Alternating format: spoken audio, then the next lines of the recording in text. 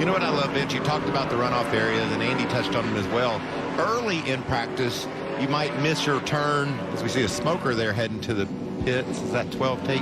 Yeah, Tate Fogelman. Tate Fogelman with an issue. But you might see guys running offline or across the paint because they don't know where they're going real good. But then as they learn the track, Vince, they'll start figuring out where to go faster, to jump those curves and have more speed. So there's a transition there. It is absolutely gorgeous. Let's go downstairs, check in with Jamie Little while we are under caution. Tate Fogelman put some fluid down on the track, so track inspection going on. Jamie? And one, as mentioned, most recently at Darlington. We talked about having practice, Vince, but we only had 50 minutes, and now that's been cut into quite a lot. So not getting a full lap in on that first little green stint of this session is costly to some of these teams. We're having a little bit of a struggle here, Vince. Yes, it's only a 50-minute practice session, and we've already been red twice, once because some fluid put down on the track and another stalled vehicle on the front stretch. So with practice being so valuable, granted they don't normally get practice because of the craziness that this year has presented, but when you know you're going to get practice, you want to actually get some. There's John Hunter Nemechek in that black and yellow number 4 truck as he pulls out to make the pass, and what a season it's been for the 23-year-old Nemechek. He has won a couple of times already this season, 7 stage wins. I mean, he's been dominant. In fact, 128 stage points, and that's more than has ever been scored since that statistic was developed in NASCAR, and through 8 races. Yeah, it's been an impressive run for John Hunter. You know, with the sim, and then you know, the opportunity to study what other vehicles have done here on this race course. How long does it take you on a 20-turn course? How many laps do you need before you feel really comfortable with the layout? It's going to take a little while. On the sim, you can get a little braver. Obviously, our 83 truck of Brad has gotten fairly brave here on some of the tighter portion of the course. But this is definitely one where the sim lets you get a little braver. This looks like a wheel hop, just a late downshift to first gear. He looked like he was pretty deep into the corner, and it was a pretty wide entry, but that last downshift there.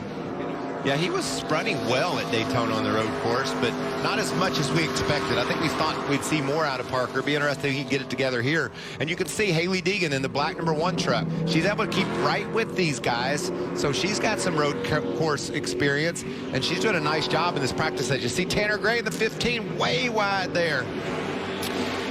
Well, we haven't had an opportunity to talk much about Paul Menard, but Paul is giving it a run in the Truck Series today, and let's get more on that story with Jamie. Yeah, we haven't seen him in NASCAR in quite some time, but we haven't seen him in a truck since 2007. He's run his laps there, not bad at all.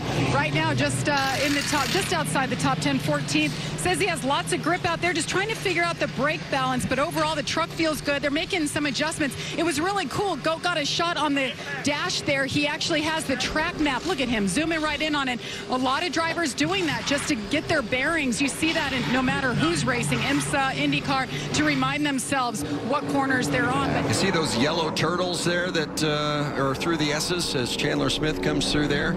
Those have been installed, so you're not cheating too much through the S's. You know, those are the traveling turtles too, Vince. They've been to Daytona, they've been to the Roval, they've made their way to Austin. Sounds like a pretty good rock and roll band for this Austin area. The traveling turtles. Hitting some fun spots. I love this view from the drone that gives us an opportunity to look at how tight these corners are and the winding and curvy nature of the layout itself, the elevation changes that come into the mix. You see Zane Smith in that orange 21 truck, the fastest so far. Well, Mike, I think these drivers have gotten a taste of what the challenge to come. We've not seen any that have put a fender on another, but we've certainly seen some get off course, and I think it's been a really nice get-acquainted session here over the course of the past hour. What do you think, Vince? Did you learn enough to be happy or just to be a little bit more confused? Yeah, concerned. Yeah, to learn just enough to be worried.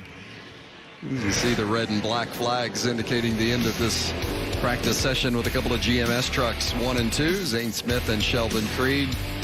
Another As mentioned before, impressive showing from Grant Enfinger. We're in Austin, Texas. Circuit of the Americas, hosting all 3 National Touring Series.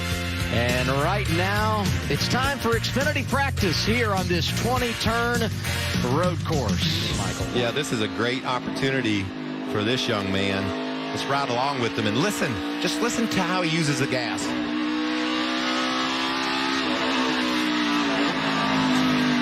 A couple of long straightaways, but a lot of technical areas.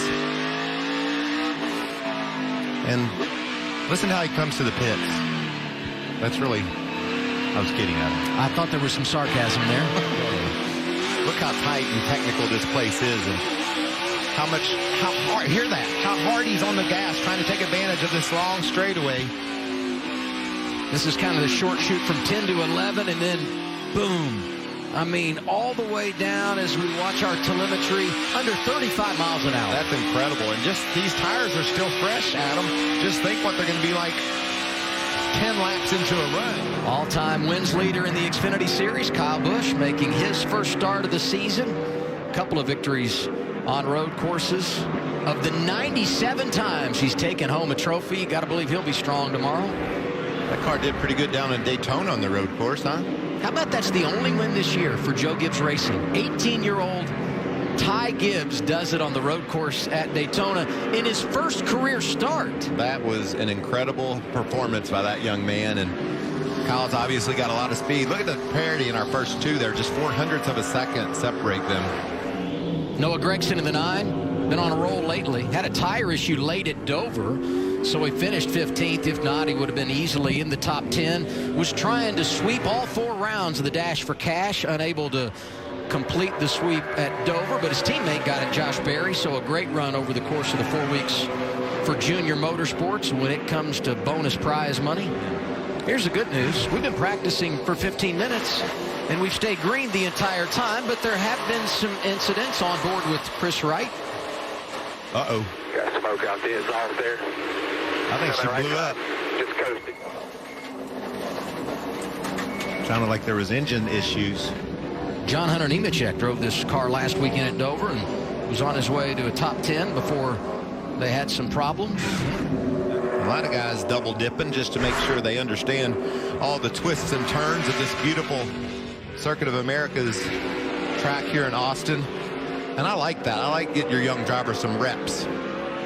Or your, I hate to say the word old, but I'm going to say it, your old driver some reps. I'm a little sensitive to that, Adam. We go with experienced. Well, I can say it because he's not watching. Kevin Harvick in the 5. Hopefully he doesn't play it back later. I would expect he'll have a chance to win this thing. Yeah, it's 15th quick so far. If you ever worried about or wondered about the talent of the Xfinity Series and the drivers in this series, we know how good Kevin Harvick is. This 3D map really puts this place in perspective, Michael. Yeah, get your attention right off the bat, Adam. Look at that hill climb up into turn 1, over 100 feet, just straight up into the turn. And what that allows these drivers to do is really stand on the gas because the car's loaded down. And then you start working your way toward the S's and eventually down to turn 11. That's a great passing zone when you get into that corner. And then the long straightaway, bit downhill, and then back up into 12. Sharp left right there. Just a busy racetrack, no matter how you look at it. He's done a nice job on the road courses here in NASCAR. 5 wins at Daytona in the 24s. How about that? And as nice and humble a guy as you'll ever meet. Really have enjoyed spending time with him and talking about what we'll likely see here.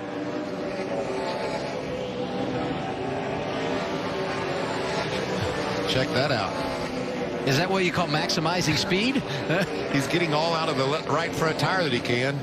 Kind of hoping the left front would share some of the responsibilities. Cars, and there's a problem for Landon Castle in the 4, driving for Johnny Davis. Away he went. Hope he can get that thing fired. Yes, there goes Landon. How much fun is it just to watch these guys, unless it's Landon Castle, and he just got in there way hot. Did a nice job, almost saved it, but unable to. Luckily, it's not going to bring out a caution. He's able to drive back to pit road. This is such a difficult track, as we've talked about. However, a lot of areas that offer runoff. And you talk about who's making the most of their time, and it's interesting to me. Look at the laps run, Michael. And at the top, Kevin Harvick and Kyle Busch, a couple of champions who've got all that experience behind the wheel. Yeah, you'd think they wouldn't need all those laps, but certainly, Spencer Pumpelly. Nicely done. With an issue. I talked to Andy Lally about Spencer. He just speaks so highly about his knowledge of a race car and how to get it done on these road courses. So I was really interested to watch and see how he would do. And he's up in the 15th position, top 15, 14th fastest so far. See if we can find the tire sliding issue for the 22 of Cindric. There it is. See the left front, or excuse me, right front sliding along. That makes a flat spot in the rubber, and it makes the tires and the steering wheel shake like crazy. And it's frustrating as a driver because you can feel it, and you just try to get off the brakes as soon as you can, but it's almost always too late. There's Spencer.